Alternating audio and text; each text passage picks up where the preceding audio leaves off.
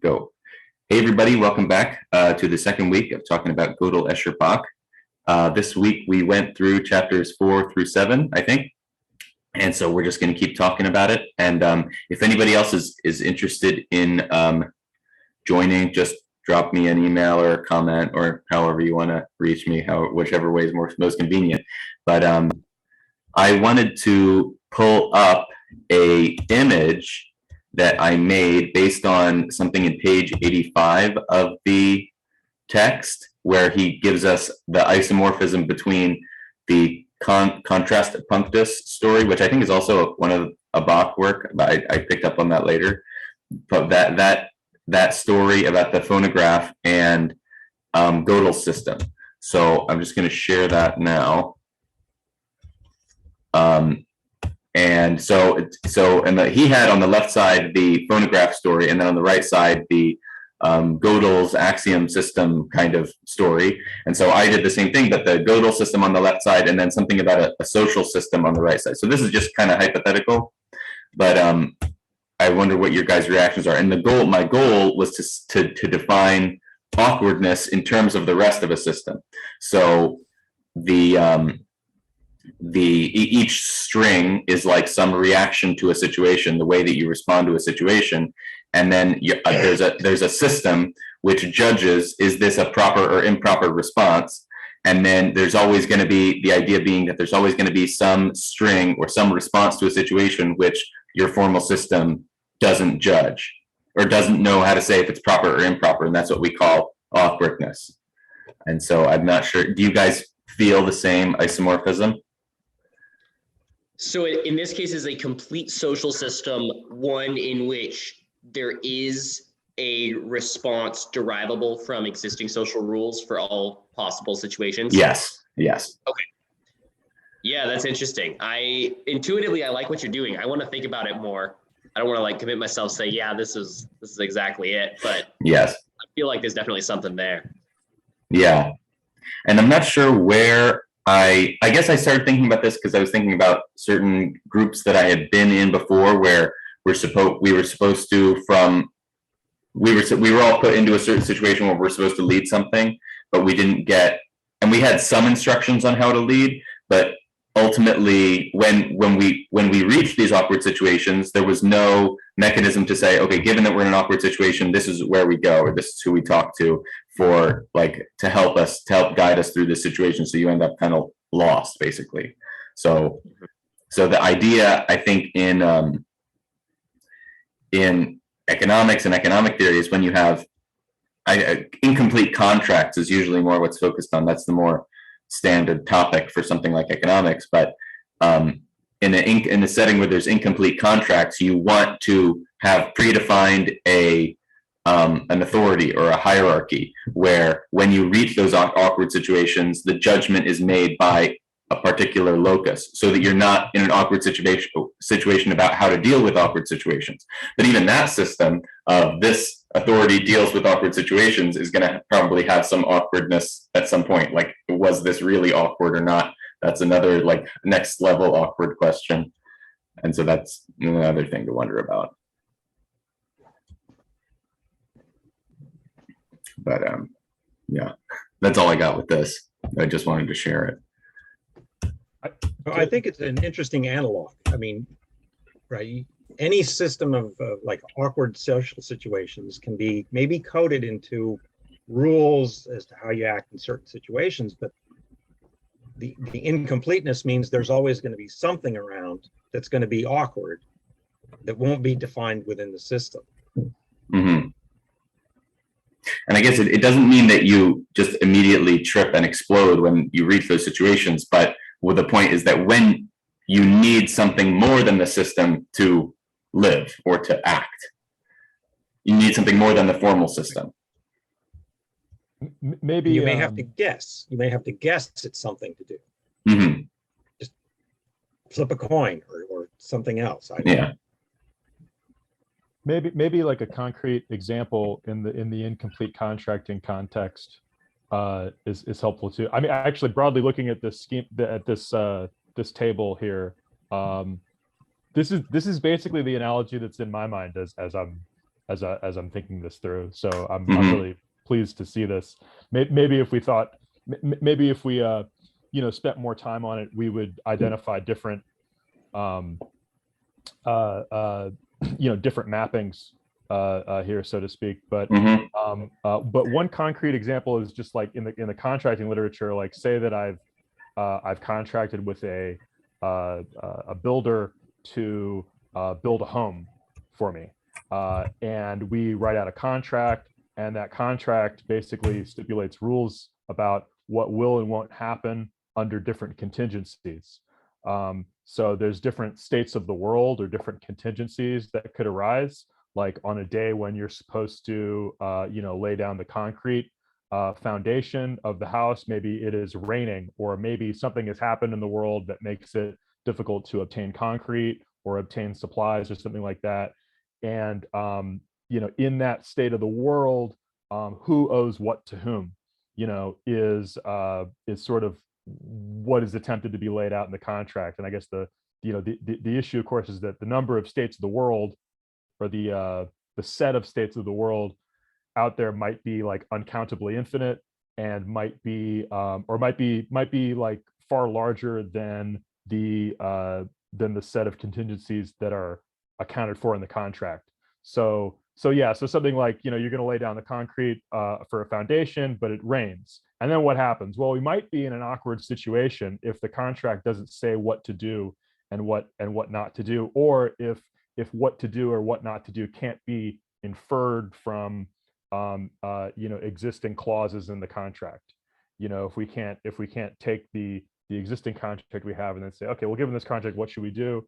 And then I think what you were saying earlier, Marcus, was that like in situations where disputes arise and it's unclear, you know, who should do what, maybe there's some kind of superseding authority, like a judge in a court system, or some sort of informal mechanism, or maybe a legislature gets on and you know, sort of regulates it from the top down, like in that fashion.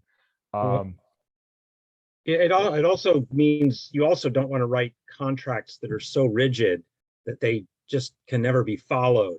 You want to have certain milestones to say, well, the foundation will be done by a certain date, and usually there are payments that go with that. Oh, once the foundation's thing, you get a second payment, and then a third payment, and then a final payment. But don't be too rigid, because it'll probably fail. Exactly. Here's a sort of an artificial intelligence literature kind of additional thing, and to what David just said, is that say that the contract is, so this is an often this example I'm about to say is sort of brought up by Neil Bostrom, and he writes about artificial intelligence and has been interviewed on some econ podcasts. But a big example for him is the paperclip. This paperclip example. That say you tell an AI to build as many paperclips as possible, and the AI wants to fulfill that task. But Bostrom says, well, it could be a problem if the AI doesn't know when to stop making paperclips, or like it adheres to this rule, this rigid rule of make as many paperclips as possible. But what the AI might end up doing, if it has enough power, is like it might mine all the metal ore on the entire planet only to make paperclips, you know, and at no point will it realize that there's like diminishing returns to making the next paperclip. It'll just make it'll vaporize all of the water on planet Earth in order to you know, serve the production process for making paperclips. And so that's kind of like a computational artificial intelligence you know, related example to why a rigid contract or a rigid you know, axiomatic system that delivers or performs some task.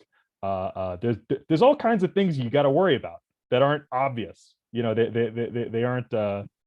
It's difficult to know how these things will work ahead of time.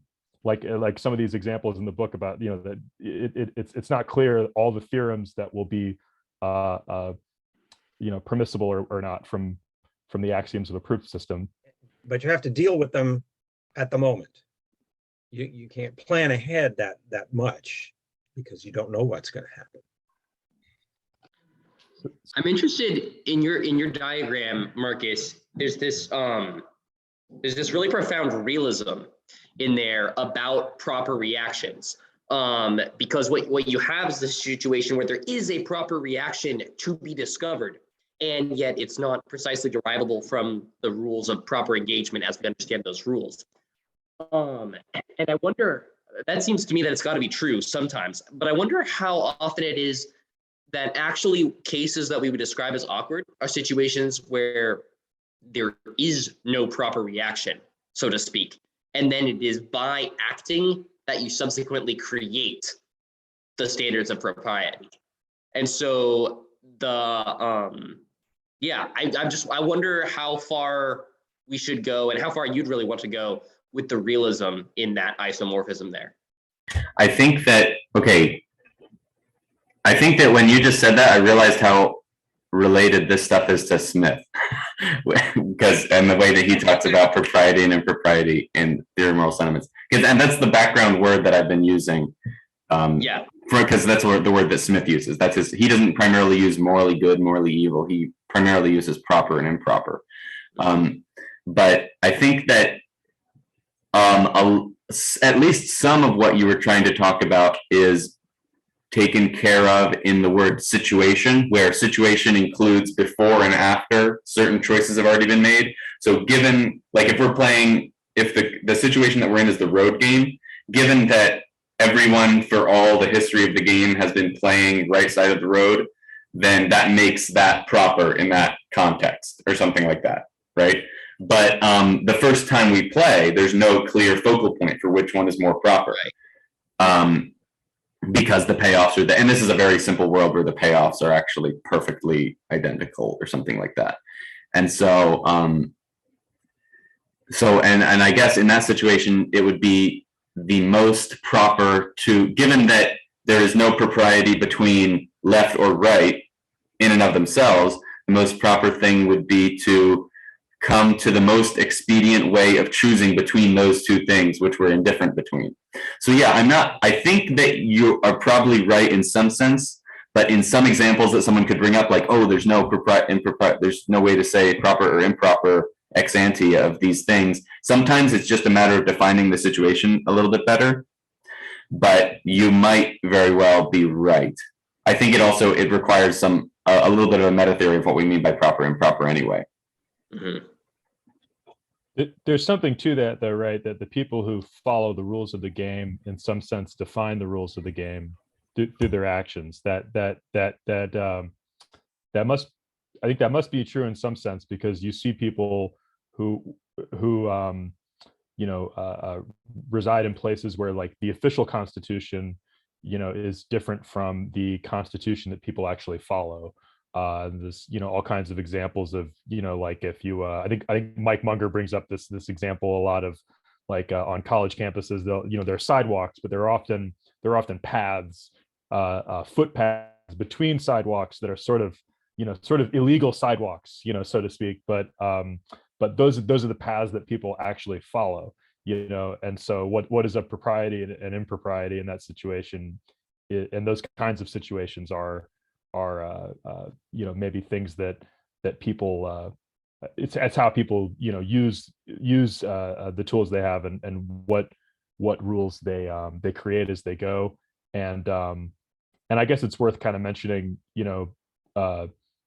Buchanan, because his project is so concerned with constitutions, which are meta rules.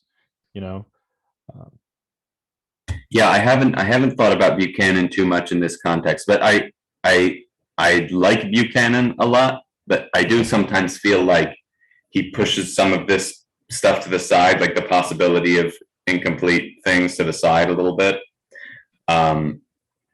Sometimes it feels too confident in the ability to reach these unanimity, obvious rules that everyone will follow. I'm not sure, though. I haven't read enough Buchanan. I haven't read really The Calculus of Consent thoroughly. But in one of his books, The Reason of Rules, he uses game theory as like his primary mode of describing it, which is pretty interesting. Yeah. There's definitely that tension in his work. you're pointing out. There was one, there's one, okay, one thing I just wanted to bring up. It's on page 101, and it's about the difference between completeness and consistency. And for whatever reason, I underlined this because it was just kind of enlightening to me as I was reading through it. This is the very top of the page, or really bottom of 100. So what's the difference between consistency and completeness? So if consistency is the minimal condition under which symbols acquire passive meanings, which is a term that was brought up in the last set of readings, passive meanings, then its complementary notion, completeness, is the maximal confirmation of those passive meanings. So what does that mean? Where consistency is the property that, quote, everything produced by the system is true, completeness is the other way around. Every true statement is produced by the system. And that seems like an important distinction to bring up. Like, you can have a system, you can have an axiomatic system that produces theorems, and it might be the case that all of the theorems that are produced are true, or maybe some of them are false, right? And that would be inconsistent somehow. And there's a lot of Hofstadter keeps kind of going through different examples to say, seemingly to say that like that there are, that like what counts as true or internally consistent versus external consistency, that these things are kind of wrapped up in how we interpret the statements and the symbols that these systems are made up of, and what the real isomorphisms that we notice are. But that this consistency concept is different from the idea that there's this set of true statements out there that the system will reach or not reach all of these like true theorems. Does that make sense? Yeah, and that's probably something that's good to clarify for anyone listening that wants to get some of the meat of this. Is I'm sure someone would, if they first hear about these ideas or incompleteness, they'd think of it as being about inconsistency, but it's not precisely. So like an example would be like, if your system says that 1 + 1 = 2 and that 1 + 1 = 3, then it's an inconsistent system. Or if it says like, that's internally inconsistent. And if it says 1 + 1 is 3 and 1 + 2 is 4, and like every single sum is off by 1, then it might be internally inconsistent, but it's externally inconsistent to these things that we know as true, given that we're interpreting those symbols that way, right? And then, but incompleteness would be something like, well, our system can't even tell us if 1 + 1 is 2 or not. That would be an incomplete system, which is what we're worried about here. And that's what they were worried about at the beginning of the 20th century, that Godel like shut the door on. He said, you're never going to get there, so stop trying. Not stop trying, but you're never going to get there. I do love this remark about completeness being the maximal confirmation of those passive meanings. That completeness is so desirable because for some reason we see it as the hallmarks of a system's capacity to give us truth. If you get a final complete system, then you can have guaranteed truth about everything, or about everything that the system's supposed to describe. Which just makes Godel's whole thing really kind of tragic, but also really exciting. That's the good news, bad news of Godel's theorem. Yeah. Yeah. No matter what, it makes things cooler. Like knowing this, math is more interesting to me somehow. So maybe it's just good news, good news. Totally. There's maybe another point, sort of picking up on something that Marcus was just saying about, like it would be inconsistent to have a system that told you that 1 + 1 = 2 and 3.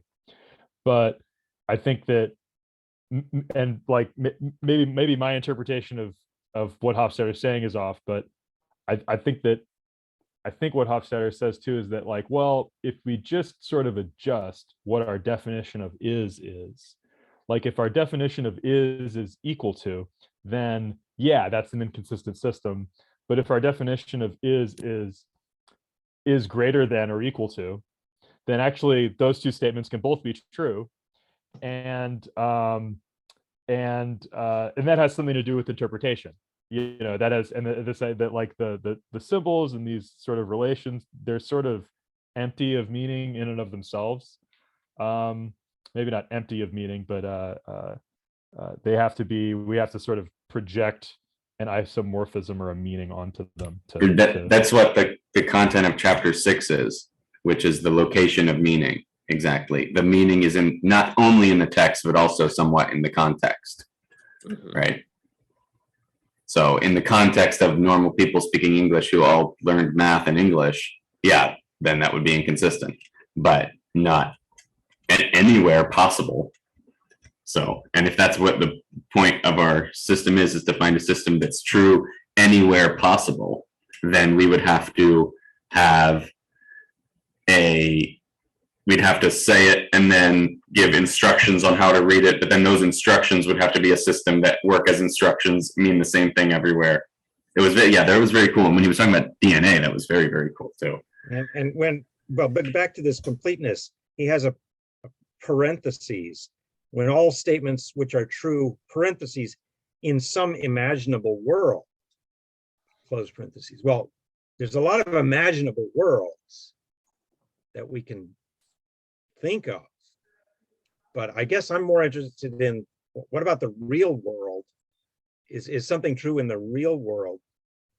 Maybe that's the completeness that we're looking for, right? I think the way a lot of metaphysics proceeds is if you can find something that's true in all possible worlds, then you know it is also true of the real world. And so I think it's useful in that regard. All possible worlds. That means a lot. Yeah. No, isn't that semantic baggage in there? Does that include the worlds that are impossible? Yeah. Isn't that more or less how modal logic works? Oh, sorry, things cut out there a little bit. Yeah, you froze up. You're back now? Okay, I was just gonna say, I'm pretty sure that's how modal logic proceeds, right? I don't know anything about it other than one of the professors at Mason, David Levy, is really into modal logic, and I'm not sure what he's talking about when he's talking about it, but it's yeah, he's really into it. And he seems to think too that Mises was onto modal logic before the logicians were onto modal logic, but I'm not sure. That's I don't interesting. know. But no, that's modal logic. I mean, that's modality in general as a philosophical concept. Has, at least at this point in time, has basically been refined to map onto possibility of worlds. So help me out. What is modal logic? Modality is the subject of philosophy that deals with necessity versus contingency of things and essentiality, essential properties of things versus accidental properties, things like that. And modal logic is a branch of logic devoted to formalizing modality. So you have categorical logic, which is statements like all S is P versus some S is P or some S is not P, those sorts of things, where you're relating categories of things to each other. And modal logic follows the structure for all X, if X is S, then X is also P, or something like that, where baked into it, you have the structure of what is possible. So if a thing is X, then it follows that it has to be this other thing by virtue of what X is. And so there's this idea of like of an instantiated necessity that comes out of the nature of X, or the nature of the universe that X is in, or something like that. But it's very contingent, I guess, about about the sort of preceding conditions of that statement, or yeah, I mean, like it's like any other logic system. It's just symbols. Yeah. Okay. So like, how does that like I was I was interested in like some of these like I don't know if you could really call them like fractals, but what page was it? Oh yeah. This like INT system. INT and G-plot. Yeah, figure 32 on page 139. So like I don't really know much about modal logic or but like that but can we say something like the well, I don't know. Sorry, I've kind of lost my train of thought here. I was really I mean, first of all, it's just they're nice, pretty pictures. But like you have these okay, here's a very general question, right? I guess it's chapter 5 goes into recursion. And I guess this is like an open question to the room, is just like, what is the relationship between recursion and completeness and consistency?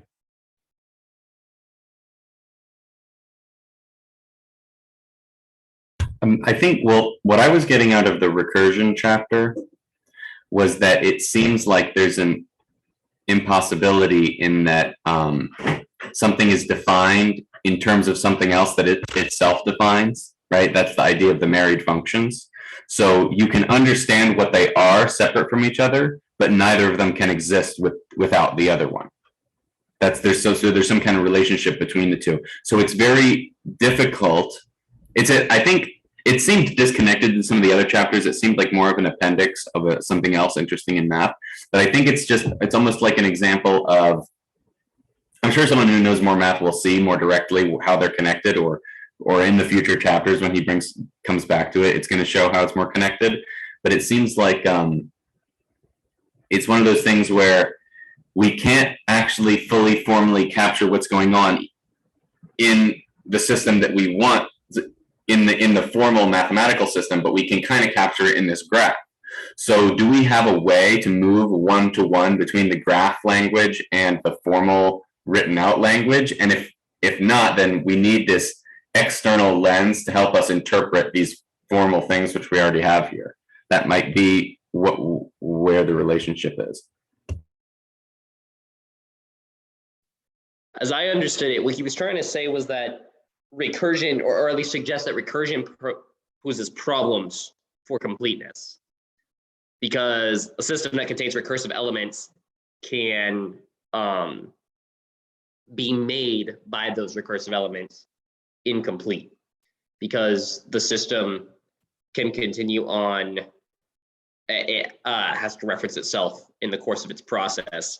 And so you get, and he got all these examples. If you reach an endpoint and there's not a serious problem for the system there's not a problem for the completeness of the system. And then he concluded the chapter, though, with the suggestion that what if you had a system, a recursive system, that rewrites rules of recursion at various nodes? And then he had the suggestion that this is something like consciousness. So I think that's like where he's going, and we just haven't got there yet. But I expect recursion will be brought back as a tool of explaining incompleteness in a conscious system or something along those lines.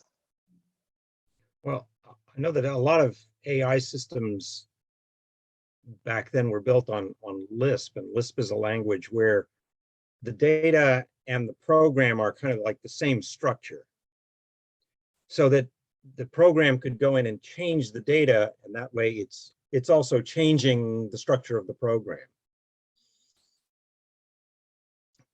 I don't know if you. So like the program can like kill itself somehow, like itself not exist anymore. It can change itself. The program could go in and change a different part of it and rewrite its own programming. So that was that, and that's what recursion means to me, is a lot of these programs and the way you can define subroutines calling each other until they reach an endpoint and they come back. So to me, it's very much computer science. Yeah, I think like it's intriguing the way that Hofstadter sort of like presents, and I think this kind of comes out most when in the parts of the book where it's this dialogue between the tortoise and Achilles and their interlocutors or whatever, where he'll kind of like allude to or reference just something related to self-repetition, nestedness, a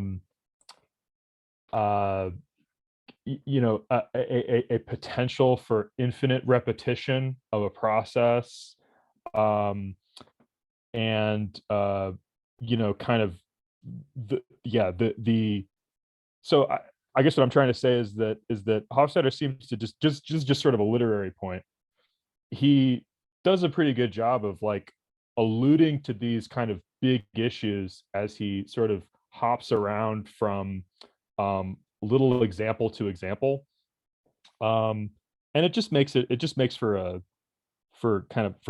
stimulating read. But yeah, I mean, while reading it, I guess in general, while reading it, I felt like I had a good grasp on what the exact connection between recursiveness and incompleteness was. And then now I find it very difficult to communicate or convey exactly what it is. Maybe that's because some of these ideas do relate to like the ineffable, but maybe there's like a concise, maybe there's like a concise way to put it. So I'm actually kind of frantically looking for a quote over here. Okay, speaking of ineffability, though, when the example that I thought of in this chapter, which he might have touched on, but I forget, he touched on it earlier, was two things theologically. One kind of theologically is the example that he uses is basically marriage. When he has those functions M and F, I think that's supposed to be male and female. I think he says that explicitly, but I don't remember. And then those, so if a couple is married, then the one partner is somewhat defined by the other partner, and vice versa, right? So you can't, though you can sort of think, I can look at one of the members of the couple and analyze them. I will fail to totally analyze that person unless I take their partner into account. And I could do the same thing with the other member of the couple. And if I do it properly with both, then I can actually see both of them by only looking at one of them. And then the priest that I took a class with a couple of years ago, Alexander Webster, when we talked about the Trinity, I brought up marriage, and if thinking about marriage as a union is one of the best ways to think about the Trinity, and he said a lot of people use them as analogies, the way that marriage causes a union and the way that the Trinity has a union. So if you were to look at, I get the weirdness and the ineffability in the recursion stuff is not related to, but analogous to the ineffability of how the Trinity precisely works. I don't even think you have to believe in the Trinity to think about it or think about whether or not it makes sense. But saying that these recursive systems, they make sense, but you can't precisely say how they work, is similar to how you can understand how the Trinity works without precisely being able to say it. Where if you looked at, you can't understand who the Son is without his relationship to a Father, or you can't understand who the Son is without his relationship to the Holy Spirit. But if you look at one of the three persons of the Trinity, you see the entire essence of God. So that they all share the same essence of God, but they are distinct persons defined in terms of the other, that all share one essence. So these are just like philosophical words that were decided upon, three persons, one essence. And then you're supposed to work with those terms. So that's the practical example. That's practical. That's the concrete, if that's not concrete. But yeah, that's the idea. I like that a lot. Like define Jesus. Well, to define Jesus is, the definition of Jesus is contained a definition of God, and in the definition of God is contained a definition of Jesus, and so forth. That there's the other.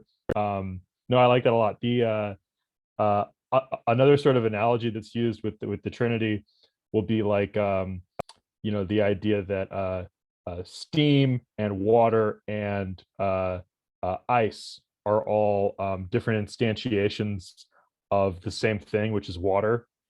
And so you can imagine, like, well, define steam. Well, like, steam is like a gaseous form of liquid water. And well, what's liquid water? Well, liquid water is a liquid form of steam, like it's like concentrated steam or something. And there's a regress there. Maybe there are other more complete ways to define those things potentially, right? Or something that is less recursive but even though, if you could, like, maybe it seems like it would be like more satisfying to have a definition like that, there's also something unsatisfying because there's something mysterious that's worth preserving in that recursive definition of the Trinity. Yeah, that's just thoughts. Yeah. I think there's really a sense in which all definitions have to be fundamentally recursive, right? If you're remaining within language, because you can only ever just define a word or concept in terms of other words, other concepts that you have available to yourself, which means that at bottom, your discussions, your definitions have to bottom out with denotative pronouns. You're just pointing at things and saying this thing that we're talking about. But the really interesting capacity that humans seem to have is to point at things that you can't experience with your five senses, right? Like, you have emotions and thoughts and concepts that track things, that track a reality that's not fundamentally tangible or something like that. And that's where it really gets, so that's where the ineffability comes into place, because the difference between the water and the Trinity is I can point at water and I can say that, and then I can understand from that steam and ice, and we can move from all these different states of matter one to another, defining them recursively in terms of the others, because we all have that in mind. But how do we do that when we talk about the Trinity? It's clear that we do talk about the Trinity, and it's also clear that we talk about it recursively, but the really surprising thing about it is that no one's pointed at it and said that. Well, but there's a lot of other complicated things we talk about. We talk about social systems, we talk about constitutions, which are fairly complicated objects, right? It's not like water, rocks, trees. And so at some point, I think, well, what am I thinking? I know there have been people who say there's a something in humans that have a natural language processing system in them. It's sort of biologically based. It's not really learned. There's actually circuitry hardwired for you to understand language. This is, where the linguists have come in, and some people have sort of proven it, so to speak. So there is kind of a basis for language, but I'm not the expert in it. I have to ask. I have to defer to my linguist friends. Sounds like sort of a Chomsky kind of an idea of right, language that was, being innate. I think, his big discovery or proposition, that people had this internal language processing system. Okay, I think I'm interested in what Tegan was saying about the water Trinity analogy, where, yeah, I guess what makes the Trinity different, if I'm saying what you're saying correctly, is we know that all water shares the essential property of being H2O, and then when we're describing the four states of water, we're describing H2O in different contexts. Whereas with the Trinity, we don't know the essence of God, but then we know that we're describing the essence of God in three different persons. So it's harder to, it's not as easy to, so if somebody wanted to use water to help describe the Trinity, they would say, imagine you don't know what water is, which most people before, the modern chemistry didn't really have a H2O understanding of water. right? They just knew that it had some sort of mysterious essence. Now, even us understanding the H2O essence of water is not actually that much more insightful than calling it water. So it's just it's a more microscopic observation of it. But I guess you still have to ask, like, well, what's a molecule though? Exactly. What's the essence of molecules or something like that? But I guess it is different because all that people knew before was these three things can turn into each other, and that's why we call them all water. They're logically equivalent chemical compounds or something like that. And but now we can, like, under a we can't see a molecule under a microscope, but we can understand it at a different level. Maybe, I don't know. It is interesting. It's hard to think about. And the understanding of stuff as atoms and molecules is fairly recent too, right? When did was it Rutherford discovered molecules and atoms? When was that? Late 1800s, I think. Could be. Yeah, fairly new concept. Yeah, when that long ago, right? I mean, like it does have some similarities to, like, Leibniz, monads and other, even in ancient Greek philosophy, there was something like atomists. But yeah, I mean, the modern, version of that is very, sophisticated, and it's a, there's also, like, I guess this is the point, as you were saying that, David, I was thinking that, that kind of knowledge is not exactly something that's, like, discovered. You bring maybe that's a strong statement, but the physicists of the 18th century, 19th century brought with them to this study of nature new formal systems for deriving true statements about the world, right? They sort of, science kind of has brought an architecture to and not just the scientific method, but the sort of the mathematical, descriptive tools, I guess, is the stuff I'm thinking of. Yeah, I feel like one of you were going to make I feel like I interrupted somebody. So when I was reading this chapter, the recursivity chapter, he has a short section, I forget which page it's on, where he says, like, recursiveness in matter. And so that reminded me of a song that I used to listen to in high school, where it came out when I was in high school. I put it in the chat. And I guess we won't listen to it now or anything, but listen to it, open it up and listen to it later. And this guy's I'll put the link in the description too, I guess. He's it's metal. It's technical death metal. Technically, that's what it's called, technical death metal. And it's he sings very, very fast. It's like faster words per minute than rap is, but it's metal. And yeah, they've all the songs have this, like, science horror character to them, where it's basically the song's about, oh well, if you realize that the atoms that compose you are composed of smaller parts and there's space between those parts, and then those are composed of smaller parts and there's space between those parts, then you can't actually, then you go, okay, well then I don't exist, like my hand isn't even here. So he has this line, why is my hand gone, even though he has his hand right there? Because if you start thinking about it and you think, well, something doesn't exist unless it has this fundamental indivisible particle, and then you start thinking about how everything has to be composed of smaller particles, you can't get something with anything with positive length has a smaller parts to it, then you're never going to get to the bottom. So he says your hand might as well be gone. So that's like a horror element. That's obviously wrong. So why is it wrong?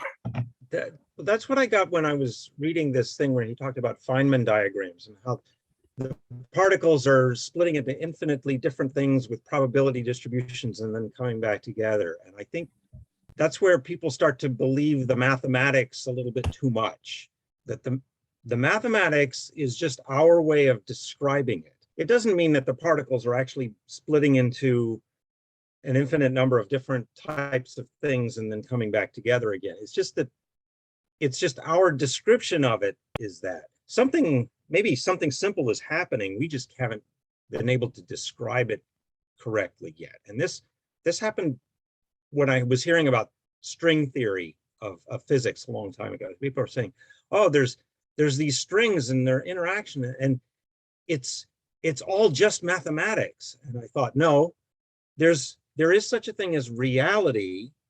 Mathematics is primarily a human invention to describe the world. Don't start believing the mathematics. Just the mathematics is helpful and useful, but sometimes it breaks down, and then somebody has to come up with a new math to describe the new theory, right? When Einstein had to come up with new mathematics or a new type of mathematics to describe physics.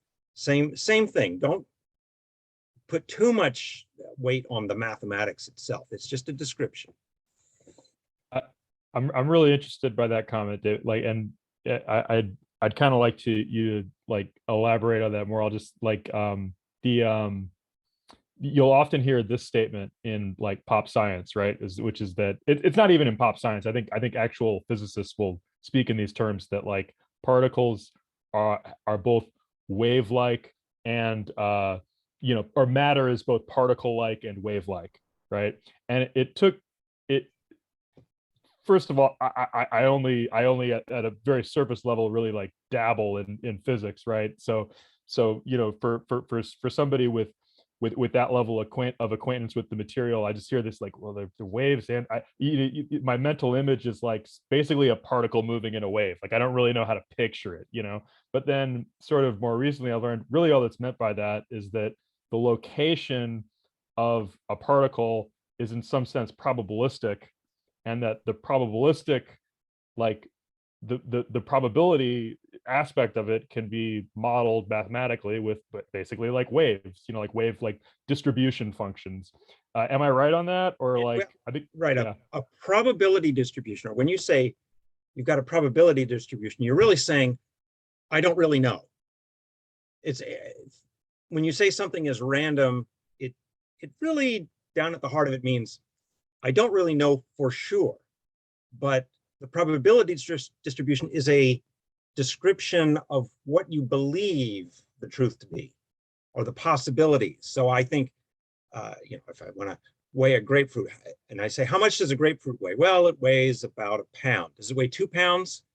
Pretty rare. Does it weigh 20 pounds? No, you're not going to find a grapefruit that weighs 20 pounds. So you have relative strengths of belief on what the truth is. But really, when you say a probability distribution, you're just saying, I don't really know for sure. And so I think that's true. Waves and particles, and I've had discussions with this, and they just don't know exactly what it is. So they can sometimes describe it as a particle, sometimes describe it as a wave because of the way it behaves. But I don't think they still have a good grasp on some actual thing that fits both particles and waves. And that's why they say wave-like and particle-like, in that it includes qualities of a wave and includes qualities of a particle. But maybe if they were to understand it, they would need to come up with a third notion of what something could be that includes the qualities of waves and particles, a super particle or something. Somebody's probably thought of that already and made a name for it. But I think like both of you are saying, like something can be something can be aptly described using wave-like techniques or using a wave-like math that may or may not mean that the thing itself is actually wave-like, right? It just because our tools of analysis where the wave model works well to describe the thing doesn't necessarily mean that the thing itself is wave-like. And it's just, yeah, it's one of these but I was really intrigued by that part of the book in particular, this part that goes through I think it's like pages 143 to 146 on this on these Feynman diagrams. And yeah, this is something I'm going to have to reread, because the recursive nature, the way that the recursive nature of, I think he's saying that there's like a recursive nature to the particles, or there's a recursive nature to the tools of analysis of the particles. So I don't know. That's very intriguing to me. And there was a quote I wanted to, it's on 133 at the beginning of Bottoming Out and Heterarchies. It says, so I think this actually kind of links up with the conversation earlier about the Trinity, because I guess a question while I was listening to that is the definition of Trinity recursive, or is it actually just circular? Because there's a distinction he makes in here about that, right? So this is the crucial fact which distinguishes recursive definitions from circular ones. There is always some part of the definition which avoids self-reference, so that the action of constructing an object which satisfies the definition will eventually bottom out, or eventually sort of be grounded somehow. So I wonder if you guys had anything to say about that. But one thing before I turn it over is just that, like, so I think that a recursive so I think that the analogy here is this, right? If you have a axiomatic system, you start with a couple of true statements, you have some rules of inference, and of course you have symbols sort of before that, right? And then the theorems are the true statements that you can infer from the axioms and from other theorems, I guess. And a recursive definition of a set, or a recursive definition of like a sequence, is also going to take in, what you're going to end up with is a tool that will, you take in some bit of information and you output some output, right? But here it would be that you input some counting number, like, you input some input, and then the output tells you basically like which number of the sequence you are. So it's something like you give the number 8, and then the Fibonacci, recursive definition of, the recursively defined, Fibonacci sequence gives you the 8th Fibonacci number.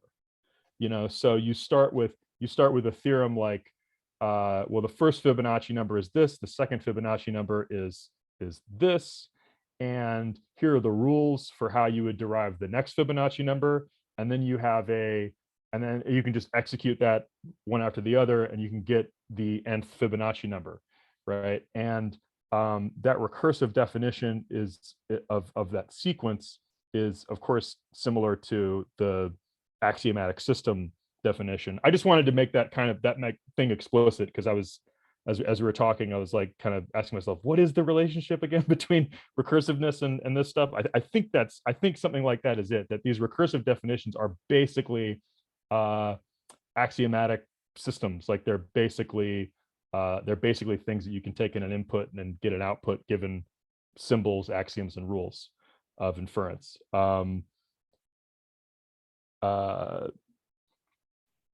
Yeah. Does that make, am I right? Am I totally wrong about that? I've been talking a while. I had like a question, and then I said something, and then I had another question. So like, I don't know where I am now. Sorry.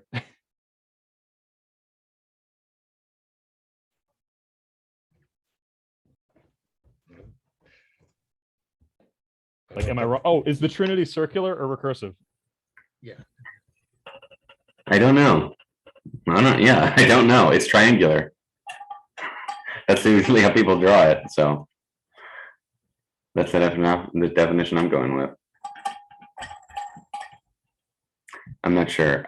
But we've got maybe like 10 minutes left or so. So I wanted to make sure that we hit the other 2 chapters, even though the chapter 6 and 7, which I don't think we've really talked too much about. And chapter 7, I don't think there is much to talk about. It's very interesting, but it's basically like an introduction to formal math, when it's all about propositional calculus, and he just gives you like all of these standard laws. There's the pushing in and pushing out stuff, but I think that is kind of a building block for future. I didn't quite understand what he meant to the push, and then you have a fantasy statement, is what he said. So you're like playing with the theorem, and you prove it within the little parentheses within the push, and then it somehow pops out. I didn't quite understand what he was doing there. I think he's saying basically, if you do hypotheticals. You can do hypotheticals of certain premises, and those hypotheticals for what you can do with, like, let's say we're at a place, and then I say, well, hypothetically, we could be here, and that's what that says about what we are here in the present.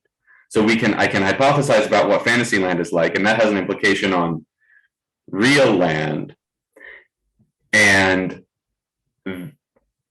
then we can help understand real land by making these hypotheticals about fantasy land.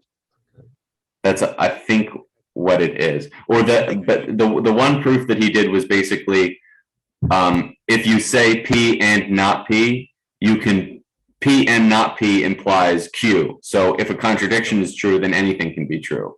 Right, right. So I think I need more examples, or maybe more examples that connect to specific things. It's probably something that connects to future chapters more, but yeah. Okay. But chapter 6 was on like text and context a lot of, and he used DNA as his primary example, which was very, very interesting. And basically saying, okay, so people think that we understand how DNA works just because, well, they cracked the genetic code, meaning which codes of it's not, what is the ribonucleic acids, which is the 4 letters that comprise DNA, ribonucleic acids, though which letters of those produce which amino acids, right? And that we've solved more or less, but that doesn't actually tell us. It's not like now that we know what animal comes from DNA just by looking at the DNA. It matters what context that DNA is in and how it's interacting with other things. That's what I understood from what he was saying, and that basically that has implications for anything that you want to say and any way that you want to interpret those things. Right. That the DNA is a code that can produce an animal, but you need all the chemistry going on around it to produce the animal or the plant. The DNA itself is not going to produce the product.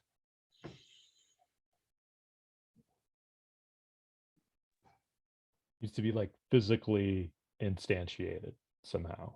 I guess it requires a system to put together the code with all the proteins to put together the animal or plant that you're creating. And I guess, and if that is a fact, that DNA doesn't have a strict logical implication from A to B every single time, like this DNA produces this mutation or this DNA produces this protein, that preserves an element of another system inside every biological system. So there's always, in any given biological environment, there's always an escape route through some new mutation somehow. So to bring back William James, this is another thing that he talks about in his Great Man and Their Environment essay, which is that since the process of how DNA works is independent, or the variation in DNA is independent from the environment, well, then maybe this is a little bit of pressure against James, because maybe James wasn't even thinking about epigenetics. But his main point is, if variation in DNA is independent of the environment, then the environment doesn't dictate which species develop, is the idea. But if what he's saying here is that the context affects how any text is read, or biological context affects how DNA is read, then the environment does say some things about the does have things to say about the how DNA varies between organisms.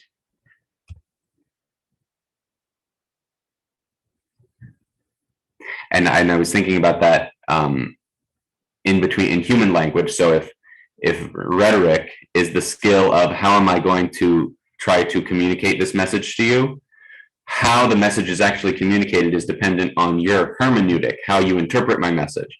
So I need to I can't just say something and it means something. It matters how you interpret it too. So a good rhetorician tries to say something that no matter how the other person interprets it, they get the meaning of that message or something like that, right?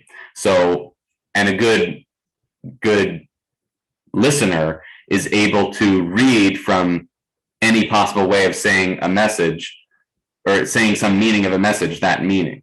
So the way that I'm thinking about it is that there might be some kind of game theory model of I'm a speaker and you're a listener, and our mutual goal is to communicate the meaning from my head to your head, and my strategy set is rhetoric and your strategy set is hermeneutics, or something like that. I don't know how you would define that, but it feels like it exists, or it can be done. It is basically a coordination game, communication that way. You should read Gadamer. Go ahead. Yeah, maybe I should read Gadamer. Yeah, but it sounds like players in the game don't have to have the same strategy sets. They can have totally different, strategies that they would play against each other. It's almost like interspecies kind of competition.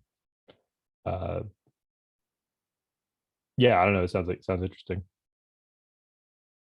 And then I thought it might be related to some of the things that Tegan and I have been talking about with transaction costs, where if this rhetoric hermeneutic game is part of how easy it is to define and redefine property rights or do contracts and stuff like that, then in what ways is this game, the rhetoric game, non-deterministic, and thus you can't have a strict there's always multiple equilibria within every attempt to write a contract or to communicate with another person, such that transaction costs are not a strict function of the structure of the environment or something like that.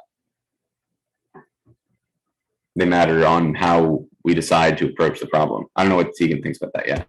I think that's actually profound. I think that's actually like very, very important for the kind of analysis that we want to work on.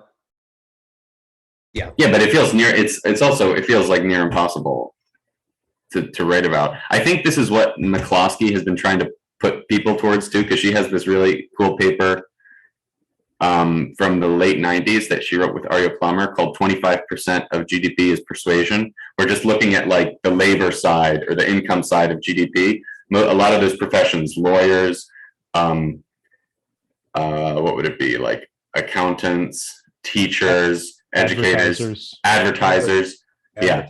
Advertisers, preachers, she says, professors, scientists, politicians. All of what they're primarily paid to do is to find ways to communicate messages to other people. So to say that rhetoric and the way that rhetoric is done isn't important to like how the economy runs is kind of like it's like obviously not true. But the question then is whether or not when there's innovation in rhetoric, similar to how there's innovation in technology. Innovation in technology, it's obvious how that like changes production functions or whatever, right? But when there's innovations in rhetoric, like where do those come from? What generates innovations in rhetoric, and then how does that reorganize things? It's very much not obvious. But she says, but whatever it is, it has to have profound effects on the rest of the economy. Well, the best example of changes in rhetoric are the advent of social media and just messaging. As we know, that Facebook and Google make all of their money off of advertisements for the most part. I don't know if any of them have really big products. Do they, or is it they just make all their money off of that? Well, Google sells phones too. They have other things that they sell, which, well, that's a communication device, but it's a hard device too. It's right. But it's certainly true that, I mean, advertising and promotion, can be said to, be fueling or have fueled a lot of the social media, innovation that, we've seen in the last 10, 20 years. I think that's totally true. So, I mean, persuasion definitely matters, right? So the structure of the possible structures and, ways that language works. I mean, how, like, so I think that like this was like a sort of like a half-baked project idea I had like a while back, but that, the way that Godel sort of arrives at his proof, he uses prime numbers a lot.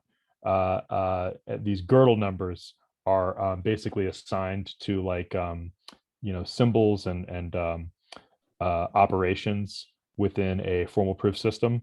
And the way that Gödel actually arrives at his proof is he says basically, okay, so since I've assigned everything a Gödel number, every theorem in this axiomatic system is representable by an integer, which is decomposable, meaning factorable, into a unique list of prime numbers, which if you have those prime numbers, you can write out exactly what the statement is. And you can easily take these prime numbers and see if you can see if a number associated with a statement is like factorizable by another set of numbers that make up the theorems.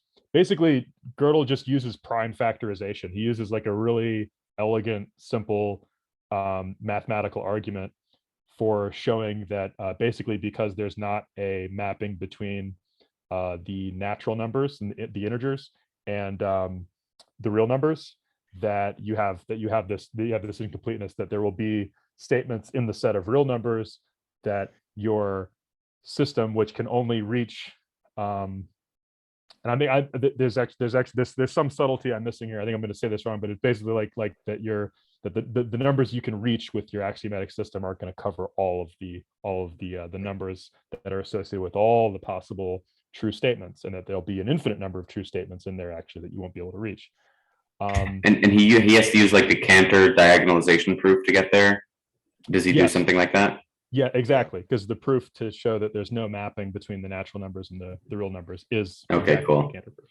Yeah. Okay. So, and I imagine this book is probably going to get there in the next couple of chapters, but I didn't realize that was actually part of his proof. I always just learned like the narrative version of the proof.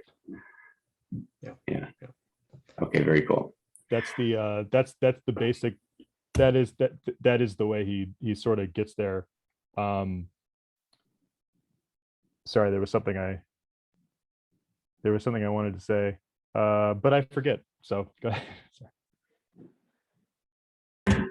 Okay, I guess we're about out of time, but there's one more thing that I wanted to say or bring up. There's something from the beginning, from the social system stuff that I wanted to say, but we can leave that for another week because that's an interesting thing that Lockman says in his stuff on Max Weber. But we can get to that another time, where basically he sees this incompleteness stuff in Max Weber, which is very interesting. But that Lockman sees that, but he doesn't call it incompleteness. He doesn't refer to game theory. Lockman's like in his own world, but he can fit with all these other worlds, and there's a lot of room to fit him there. But what I wanted to bring up was I've also been reading recently the Lovecraft stories and the Call of Cthulhu stories, and I forget which chapter here. I think it's chapter 5. He brings up non-Euclidean geometry, where if you have like a 5-axiom Euclidean geometry, right? Then that 5th axiom is the one that feels weirdest. It's the one that makes it Euclidean geometry. But if you say, I forget exactly what it is, but it's something like if it's 0, then it's harmonic. Is that what was it? No, hyperbolic geometry. And then if it's greater than 1, it's or is that the other direction? It's the sum of the angles of a triangle. If they're more than 90 degrees, more than 180, then it's spherical or elliptical geometry. And then if it's hyperbolic geometry. Okay. That's like the saddles and stuff like that. Yeah. So this stuff was happening when Lovecraft was writing the stories. Both that was happening, and Einstein was happening. And Lovecraft is writing mostly in the 20s, so Godel is about to happen, but people are approaching these kind of ideas. And he says, so he brings up non-Euclidean geometry like all the time, and he says like these things are so disgusting, these monsters, they're basically made out of non-Euclidean geometry. And he says that, and the story that I'm reading right now, it's called something Witches in the Night House or something like that. And it's this guy that's living in this creepy old house that these witches used to live in that were killed, or this witch was kidnapped and she was put in a cell and then she just disappeared and no one ever saw her ever again. And he's pretty sure it's because she knew non-Euclidean geometry, so she was able to like draw something on the wall of the cell and like step through it into another dimension. So basically the idea being like it's very cool. And if you think of like the Lovecraft monsters, they like look not, the whole point is that they don't look normal, so you can't understand them, and that's what makes them scary, is because they can come at you from angles that you didn't even know existed, rather than like most horror is like, oh well, I always have a shadow, so there's always something hiding in my shadow, but I basically know what a shadow is, and I know to always look at my shadow. But for Lovecraft, this is like, you can't like always look over your shoulder at the hyperbolic angle or whatever. So if something can exist in the hyperbolic dimension, it can always get you. But then that also means that if you're hopeless, there might be something in the hyperbolic dimension that can help you. So it's got, when you add this incompleteness stuff, it adds more horror and more hope at the same time, which is kind of cool. But Lovecraft is the horror side, it's very cool. Yeah. That's well put. And in either case, the world is like more complex than, mere Euclidean geometry. That's right. That's right. But Lovecraft is even better than I thought. He is basically a racist though, because he's like, oh, these monsters are so scary. They're probably like, they're like South Sea Islander people, and you're like, oh my god. And he goes and he'll say things like, oh, everyone in this town looked disgusting because they probably interbreeded with slaves or something, and you go, oh my god. But he's got this like sense of like imperialism had like reached its peak, and they like every corner of the world has been found, and now they're investigating these corners, so they're learning about like ancient Mayan like stories and ancient Egyptian stories, so they're kind of digging deeper into things that you thought were already familiar, and he's like freaking out about all of it and making up stories about how he's freaking out about it. But it's very cool, lots of cool stuff. But that's what I wanted to bring up. And any other closing thoughts? Oh, I'm frozen. Okay, you're starting to freeze. You're starting to freeze. Okay, I'm back. Okay, but yeah, any other thoughts? That's all. I had one. There's a book. I think I emailed you all about this, but like, there's a book that he mentions, that Hofstadter mentions at the very beginning, by a guy named Lametrie, who's a French anatomist, and he was also a sort of frequenter of the same court that Bach went to. He was sort of a hanger-on at the court of Frederick the Great, which of course the whole book begins at. And I just realized I had this book on my shelf and I hadn't read it, so it's short, so I read it over the week. And I guess I was struck by a couple of things, like so it's written by this French anatomist who is very much a materialist, and he's making an argument for materialism, for mechanical materialism, especially for like the human body. So he's trying to say that people are machines. Actually, the name of the book is Man, a Machine. And then so I guess the thing that I found kind of interesting about it, I'll see you taken, sorry to, was that he basically, after reading it, I had a much more like sympathetic view toward materialism, because you could sort of get a sense of what the materialists, and maybe also what some of these mathematical, I don't know if you could really call them materialists, but people like Hilbert and Russell, who hoped to come up with complete axiomatic systems to describe reality, were, I guess it's important to contextualize them, because they were reacting against maybe what was like sort of an excessive idealism or an excessive like superstitiousness of their day. So there were all kinds of like mechanisms within the human body that were sort of attributed to, the humors, or attributed to attributed to divine phenomena, that where it's like, you can still think that there's a divine phenomena, but then still think that, well, maybe there's sort of extra steps of this material chain of causation that are worth exploring. Anyway, that's kind of that's very orthogonal to the overall discussion. I just kind of, it was an interesting read, and it's in reading this book, you mentioned so many other works that you could read this book and read some of the things that he references and mentions, and keep reading for, maybe that would never end, of course, if I read all the citations that Matri has, of course, that would take us down a rabbit hole. Anyway. No, yeah, that's a cool add-on, or like a other thing to check out. But yeah, okay. I guess we're done this week, and then next week we have got 3 or 4 more chapters or something like that, and we'll figure it out. But good, thanks for coming, everybody, and we'll see you next week. Okay. Bye-bye. See you next time.